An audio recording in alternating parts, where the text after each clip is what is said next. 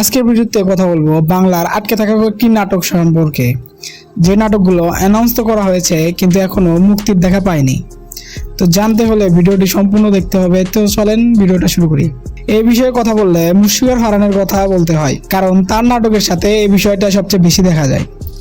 যেমন মেজাজ নাটকটির কথাই বলি, মুক্তির কথা ছিল সেপ্টেম্বর মাসের 11 তারিখ, কিন্তু সেই দিনে কোনো একটি কারণে নাটকটি রিলিজ করা হয়নি। হাজারো দর্শকের মূল্যবান সময় নষ্ট করে নাটকটি ফাইনালি মুক্তি পায় 26শে সেপ্টেম্বর।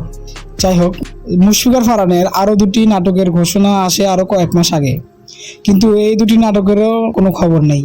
প্রথম নাটকটি হলো রুবেল আনুশের রং নাম্বার, যেখানে তার সাথে দেখা যাবে ফারিন খানকে। রং নাম্বারের প্রেম এবং তার পরিণতি নিয়ে সুন্দর একটা গল্পের নাটক হতে যাচ্ছে রং নাম্বার। দ্বিতীয় নাটকটি হলো লেলিন, যেটা পরিচালনা করছেন সুব্রত সঞ্জীব। নাটকটিতে সাবা কবিরকে দেখা যাবে ফারহানের সাথে।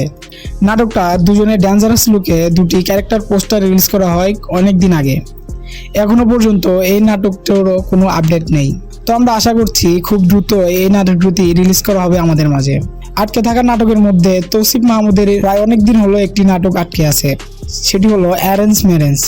নাটকটি গত রোজার ঈদে অ্যানাউন্স করা হলেও মাছরাঙা টেলিভিশনে রিলিজ করা হয় ঈদের 4র্থ দিনে, কিন্তু এখনো ইউটিউবে নাটকটি কবে আসবে সেই বিষয়ে কোনো খবর নেই। শিহাব শাহিনের পরিচালনায় অ্যারেঞ্জ ম্যারেঞ্জ নাটকটি কবে ইউটিউবে মুক্তি পাবে সেই বিষয়ে এখন কোনো আপডেট নেই।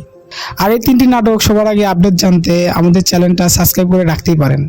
আর এই 3টি নাটকের বিষয়ে আপনাদের কোনো মতামত থাকলে তা আমাদের কমেন্ট সেকশনে বলতে পারেন।